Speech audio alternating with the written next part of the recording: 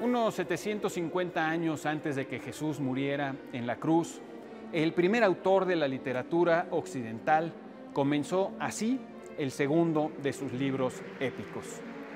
Háblame, musa, del hábil varón que en su largo extravío, tras haber arrasado el alcázar de Troya, conoció las ciudades y el genio de innúmeras gentes. La Odisea de Homero narra las aventuras y las desventuras del retorno de Ulises a su patria. El autor o la autora de este libro literalmente maravilloso le pide a la musa, le pide a la diosa que le dicte sus versos o que por lo menos lo inspire para poder escribirlos.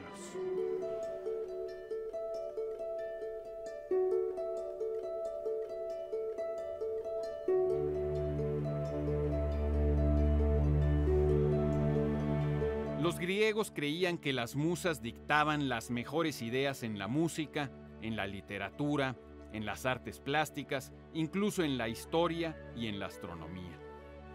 Calíope era la musa de la elocuencia y la poesía épica, es decir, aquella a la que Homero pudo haberse dirigido. Clío era la musa de la historia, Urania de la astronomía y de la poesía didáctica. Erato la música de la poesía lírica y de las canciones de amor. Euterpe la musa de la música. Melpómene de la tragedia. Polinia de la poesía religiosa y los cantos sagrados. Terpsícore de la danza y de la música coral. Y Talía de la poesía bucólica y de la comedia. Una pequeña muestra de la sabiduría del antiguo pueblo griego la podemos encontrar en el hecho de que en su mitología las musas eran hijas de Mnemosine, es decir, hijas de la memoria, de la diosa de la memoria. Esto quiere decir que para los antiguos griegos quedaba muy claro que para inventar hay que tener inventario. Plutarco afirma en más de una ocasión que los griegos solían darle el nombre familiar al conjunto de las musas de Mneiae, que significa los recuerdos o las memorias.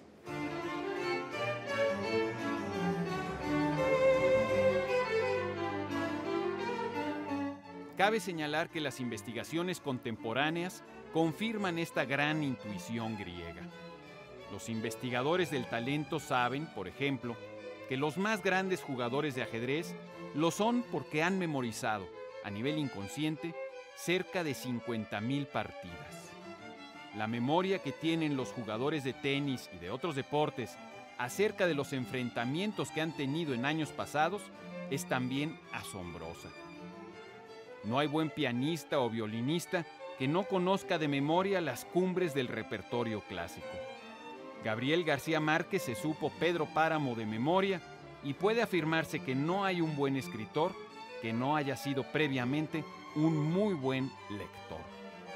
Los grandes escritores, como los grandes artistas, emplean toda su experiencia, directa o vicaria, como el gran almacén de donde saldrán sus mejores ocurrencias.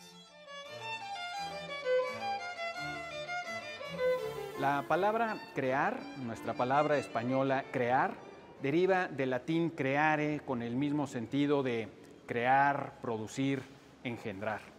La raíz más antigua de estas palabras es una raíz indoeuropea, la raíz ker, que tenía el sentido de crecer o de alimentarse. Comparten esta misma raíz, además de las obvias procrear o recreativo, creatividad, etc., palabras como incrementar, crecer o sinceridad. No olvidemos que la antigua diosa romana de la fertilidad, equivalente a la Deméter de los griegos, se llamaba Ceres o Queres.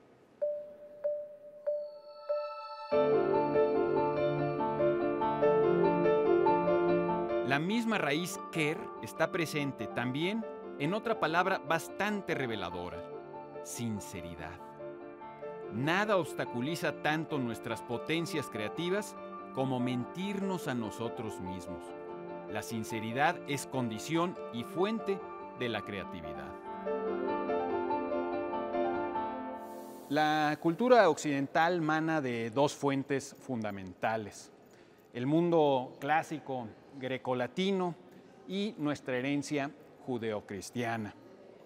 La Biblia, dicen los creyentes, es un conjunto de libros inspirados por Dios o por el Espíritu Santo, y esto lo podemos ver, por ejemplo, en las primeras líneas del Apocalipsis de Juan, que voy a leer en la versión de la Biblia del Cántaro de Cipriano de Valera y Casiodoro de Reina.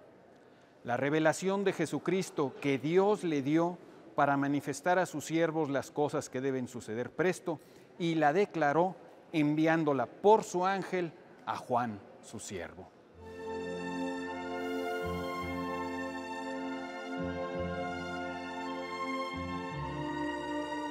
Es decir, el ángel se la comunica a Juan, que la pone en sus propias palabras con su propio estilo de griego popular, casi rudimentario, para el conocimiento de todos nosotros.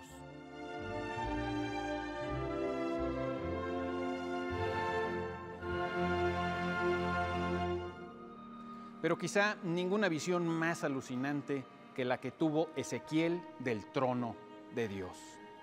Y miré, y he aquí que un viento tempestuoso venía del Aquilón, una gran nube con un fuego envolvente, y en derredor suyo un resplandor, y en medio del fuego una cosa que parecía como de ámbar, y en medio de ella figura de 4 animales, y este era su parecer. Había en ellos semejanza de hombres, y cada uno tenía 4 rostros y 4 alas, y la figura de sus rostros era rostro de hombre y rostro de león a la parte derecha en los 4, y a la izquierda rostro de buey en los 4. Asimismo había en los 4 rostro de águila. Y oí el sonido de sus alas cuando andaban, como sonido de muchas aguas, como la voz del Omnipotente, como ruido de muchedumbre, como la voz de un ejército. Y sobre la expansión que había sobre sus cabezas, veíase la figura de un trono y que parecía de piedra de zafiro. Y sobre la figura del trono había una semejanza que parecía de hombre sentado sobre él. Y vi apariencia como de ámbar, como apariencia de fuego dentro de ella en contorno. Vi que parecía como fuego y que tenía resplandor alrededor. Cual parece el arco del cielo que está en las nubes el día que llueve, así era el parecer del resplandor alrededor. Esta fue la visión de la semejanza de la gloria de Jehová. Y luego que yo la hube visto, caí sobre mi rostro y oí voz de uno que hablaba. Y díjome: hijo de hombre, come lo que hallares, come este rollo de pergamino y ve y habla a la casa de Israel. Y abrí mi boca e hízome comer aquel rollo. Y díjome: hijo del hombre, haz a tu vientre que coma, e hinche tus entrañas de este rollo que yo te doy. Y comílo, y fue en mi boca dulce como miel. Díjome luego: hijo del hombre, ve y entra a la casa de Israel, y habla a ellos con mis palabras. He leído tan solo fragmentos de lo que es una descripción, por lo menos, desconcertante. En la iconografía católica, el Espíritu Santo suele representarse como una paloma, ya que también suele hablarse del soplo del Espíritu o del viento paráclito. Me imagino que al agitar las alas, la paloma produce precisamente un vientecillo, un soplo. En el Evangelio de Juan se afirma que el Espíritu sopla donde y cuando quiere. El viento de donde quiere sopla y oyes su sonido, mas ni sabes de dónde viene ni a dónde vaya. Así es todo aquel que es nacido del Espíritu. La idea de soplar nos sugiere esa voz, esa vocecilla interior que parece dictarnos nuestras propias ocurrencias, mismas que, por cierto, también acaecen donde y cuando quieren.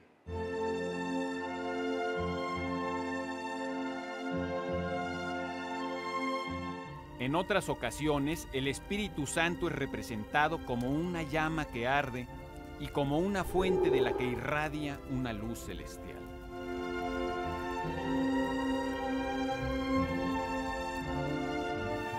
Pero hemos usado una y otra vez la palabra inspiración sin aclararla lo suficiente.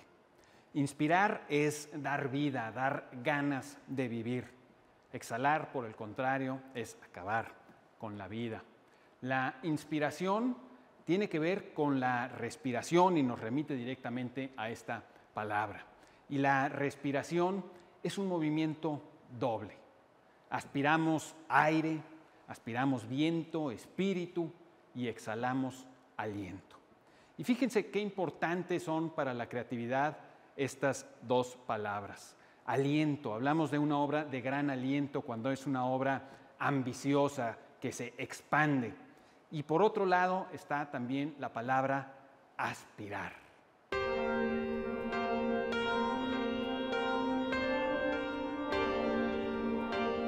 Solo quien tiene aspiraciones puede conseguir altas metas creativas.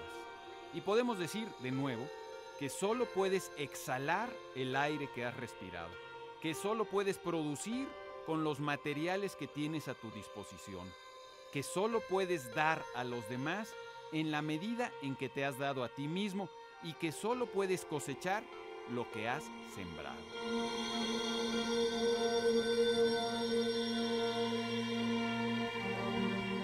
El diccionario de sinónimos y antónimos Espasa Calpe ofrece como primer sinónimo de inspiración una palabra casi en desuso: estro. Estro, según un viejo diccionario de 1822, es aquel estímulo que siente interiormente el poeta para hacer sus versos y se finge provenir de cierto numen que lo agita e inflama. La tercera acepción del diccionario de la Real Academia Española dice que estro es el período de celo o ardor sexual de los mamíferos.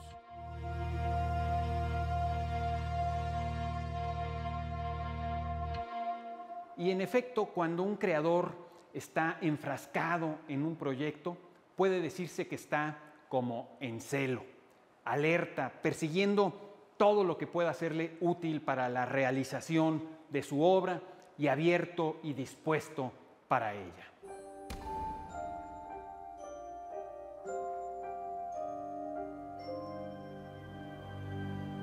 Es curioso, pero hasta el Espíritu Santo, si se me permite la exageración, también tiene una función sexual.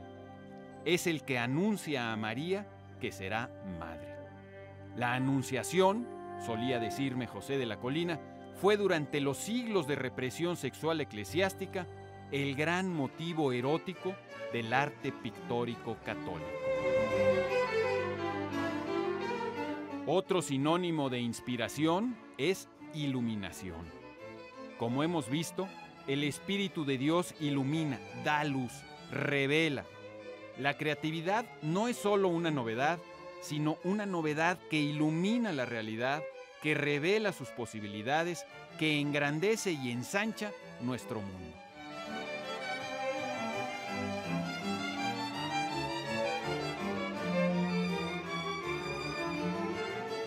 Volvamos para despedirnos al octavo canto de la Odisea de Homero. En las líneas finales de dicho canto se condensa toda una teoría de la creatividad en tan solo 2 versos. Los dioses urdieron a muchos la ruina para dar qué cantar a los hombres futuros.